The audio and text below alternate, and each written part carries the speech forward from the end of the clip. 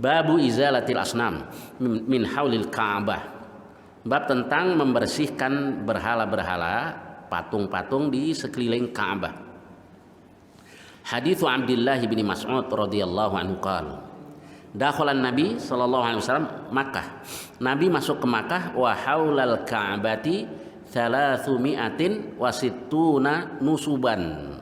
Di sekeliling Ka'bah itu ada 360 berhala. Insyaallah ya. Jadi Ka'bah yang mendirikan Nabiullah Ibrahim alaihissalam dan putranya yaitu Nabi Ismail.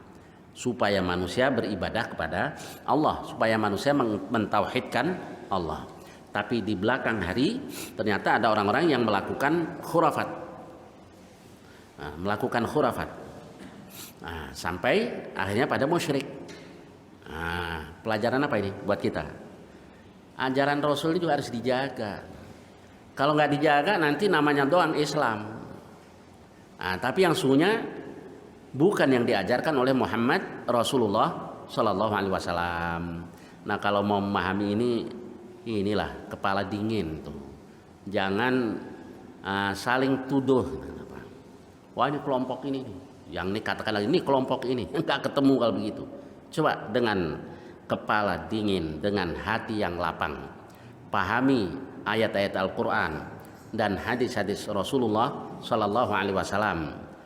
Belajar dari pemahaman para ulama yang salih, para ulama yang lurus, bagaimana memahami Al-Quran dan Sunnah Rasulullah SAW. Insya Allah nggak seperti itu. Sekarang udah non Muslimnya kayak begini, orang Islamnya kan ya carut marut gitu. Masalah-masalah kayak begitu ya Allah kita berlapang dikitlah terhadap perbedaan pendapat tadi. Sama-sama ngaji, sama-sama dipelajari kitab Allah dan sunnah Rasulullah Sallallahu Alaihi Wasallam. Baik, jadi siapa yang pertama kali melakukan kemusyrikan dari keturunan Ibrahim dan Ismail ini? Yang pertama kali melakukan kemusyrikan itu Amr bin Luhai. Dia lagi baca talbiyah. Labbaik Allahumma labbaik. Labbaik la syarika laka labbaik. Labbaik la syarika laka labbaik. Aku sambut panggilanmu. Tidak ada sekutu bagimu. Aku sambut panggilanmu. Iblis ada di samping Amr bin Luhai. Mau menyesatkan orang kan dengan berbagai cara kan. Kalau digoda dengan kemaksiatan nggak bisa. Tato iblis di sampingnya dia katakan labbaika la syarika lak. Aku sambut panggilanmu, tidak ada sekutu bagimu. Illa syarikun huwalak. Tuh kan dipelesetin sama iblis. Kecuali yang jadi sekutumu. Nah si Amr bin Luhai masih ngah. Mahada apa ini? Kok tidak ada sekutu bagi Allah kecuali yang jadi sekutu Allah. Ditimpalin lagi sama iblis. Tamlikuhu wa ma malak. Engkau ya Allah menguasai sekutu itu kalau dia mah nggak berkuasa. Itulah awal mulanya. Jadi seperti itulah syiriknya orang-orang musyrik di zaman jahiliyah. Banyak ayat Quran yang menjelaskan tentang kemusyrikan mereka. Kalau ditanya siapa yang ciptakan langit dan bumi, mereka katakan Allah. Siapa yang memberikan rizki kepada kamu? Allah. Siapa yang melakukan ini itu Allah. Tapi mereka musyrik. Musyrik mereka itu dua aja alasannya kalau di Quran. Yang pertama mereka katakan haula isufa'una indallah. Yang kami sembah mereka tahu itu makhluk yang disembah itu. Tapi nanti bakal jadi pemohon syafaat, pembela kami nanti di sisi Allah Subhanahu wa taala. Kemudian yang kedua, ma na'buduhum illa liyuqarribuna ilallahi zulfa.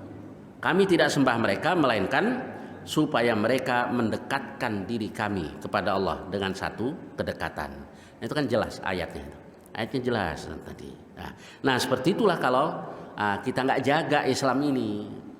Khurafat, kalau khurafat itu kan bid'ah yang berkenaan dengan akidah gitu ya. Kemudian yang berkenaan dengan ibadah juga jangan diperintah-perintah lah. Kadang-kadang ada dan nanti yang katakan kalau ini nggak boleh, Quran nggak boleh dong. Dulu kan nggak pakai Quran kayak begini. Ini bukan mencerahkan, tapi malah bikin orang bingung. kalau nggak boleh pakai istilah yang lebih kasar, pembodohan gitu ya. Bikin orang bingung. Yang sebenarnya kan begini, yang dilarang itu kan mengada-ada dalam urusan ibadah mahdhah. Itu nggak boleh kita mengada-ada. Nah, baca Quran kan sama. Kita berusaha yang kita baca sama seperti yang dibacakan oleh baginda Rasulullah Shallallahu Alaihi Wasallam. Jadi kalau yang punya sanad itu nyambung sanadnya sana sampai ke Rasul, sampai ke Jibril, sampai ke Allah. Nah, ini fadilahnya yang punya sanad. Bacanya sama. Meski ada beberapa bacaan yang semuanya dibenarkan oleh Rasul. Nah, lalu Nabi katakan unzilal Quran ala sab'ati ahruf. Quran itu diturunkan di atas 7 huruf, yakni 7 logat. Nah, ya, tapi semuanya harus ada sumbernya dari sana. Jadi cara bacanya, ya, sebenarnya yang diajarkan Rasul. Kalau soal nyimpan tulisannya, ini kan teknis saja kan. Teknis urusan duniawi. Urusan duniawi ya ibadah, tapi asalnya kan urusan dunia nih. Mau ditulis di pelepah korma kan teknis saja tuh. Mau ditulis di kulit binatang, mau ditulis di kertas, mau di flash disk, atau di apapun lah silahkan. Nah, ini urusan teknis saja. Mau di handphone gitu. Cuma jangan dicampur-campur di handphone. Ada Qurannya, ada hadisnya, ada gituan ya. Nah, tega bener ya. Quran dan hadis dicampur-campur yang begituan. Nah, ini soal teknis. Kalau soal teknis itu urusan dunia. Boleh-boleh saja sepanjang tidak melanggar, tidak bertentangan dengan aturan Allah dan Rasulullah Sallallahu Alaihi Wasallam. Masjid, membangun masjid ibadah. Man bana lillahi masjidan banallahu lahu baitan fil jannah. Barang siapa membangun masjid untuk Allah, Allah bangunkan untuknya rumah di sorga. Benar, itu ibadah. Teknisnya bagaimana? Nah, itu urusan dunia. Dulu di zaman Nabi kan pelepah korma. Iya, mau pakai pelepah korma juga boleh, tapi kan tidak diharuskan begitu. Pakai tembok boleh, pakai marmer, pakai granit, pakai ini, tapi jangan melanggar. Apa larangannya? Di antaranya nggak boleh kita menghias-hias seperti orang Yahudi Nasrani menghias tempat ibadah mereka. Jadi ya ciri khas masjid. Bukan nggak boleh pakai lafaz-lafaz Quran, boleh. Tapi kalau kayak mirip-mirip Yahudi Nasrani ini jangan.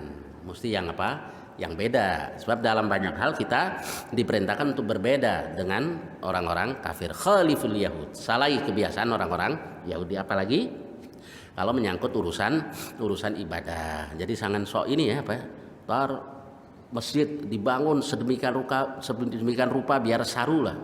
Ini masjid apa gereja ya? Ya, umat Islam nggak punya harga diri kayak begini ya. Enggak, kalau secara sosiologis itu ya yang ingin melakukan imitasi, niru, itu biasanya kan yang menduduki stratifikasi sosial yang terendah kepada yang lebih tinggi. Biasanya kan begitu ya, anak-anak muda. Siapa yang menurut mereka stratifikasinya lebih tinggi? Ya artis. Nah, maka anak muda cenderung meniru artis. Nah, sekarang orang beriman.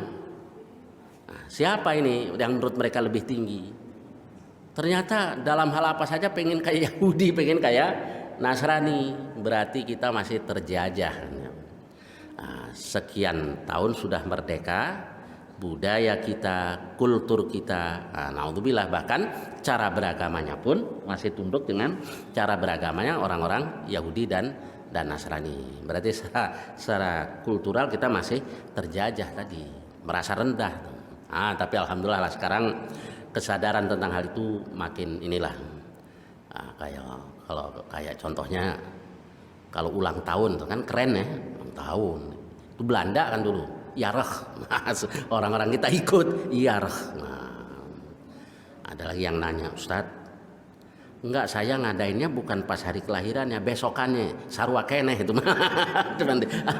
Niatnya tetap itu juga. Enggak, saya enggak bahas soal hukumnya ini, soal dari segi secara sosiologis. Berarti kalah kita merasa kebiasaan orang kafir itu lebih tinggi daripada yang kita punya. Nah, kalau pengen menang nggak boleh begitu ya. Kita harus bangga dengan yang diajarkan oleh Allah dan Rasulullah Sallallahu Alaihi Wasallam. Baik, kemudian saya lanjutkan. Jadi hadits Abdullah bin Mas'ud radhiyallahu anhu qala Dakhalan Nabi sallallahu alaihi wasallam Makkah wa haulal Ka'bati 360 nusuban. Nabi masuk ke Mekah, di sekeliling Ka'bah ada 360 berhala, ada 360 patung. Faja'ala yat'unuha bi'udin fi yadihi. Mulai Nabi sodok-sodoklah dengan ud, batang kayu yang ada di tangannya. Wa ja'ala yaqul, dan mulailah Nabi bersabda, yakni Nabi baca firman Allah, Ja'al haqq wa zahaqal batil innal batila kana zahuqa. Datanglah yang benar, sirnalah kebatilan, dan yang batil itu adalah sirna. Paling enak nih kalau baca ayat ini, Ja'al haqq wa zahaqal batil innal batila kana zahuqa. Padahal ayat-ayat sebelumnya nggak dibaca. Bagaimana supaya yang batil itu zahaqa, yang batil itu sirna? Nah, ada beberapa hal yang mesti kita lakukan. Kan dimulai dari wa in kadu la yaftinunaka 'anil ladzi auhayna ilaika litaftari 'alaina ghairah. Nah, ini harus kuat menghadapi godaan ini. Hampir-hampir mereka menggoda engkau supaya engkau mencari selain Al-Quran, yakni bergeser sedikit saja dari Al-Quran. Nanti kemauannya orang kafir begitu. Biar umat Islam itu kendor dikit lah dalam pegang kitab Allah. Wa idzal lattakhadhuka khalila. Kalau begitu wahai Muhammad, mereka akan jadikan engkau sebagai khalil. Jadi kalau ujian ini aja nggak kuat, gimana? Ja'al haqqu wa zahaqal batil, digoda. Saya bergeser dari kitab Allah sedikit saja.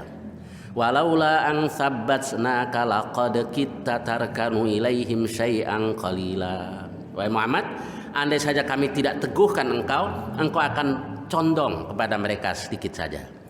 Wa idzal la'adzaqnaka dhi'fal hayati wa dhi'fal mamat. Kalau sampai condong kepada mereka, kami akan rasakan, timpakan kepada engkau siksaan hidup dan mati 2 kali lipat.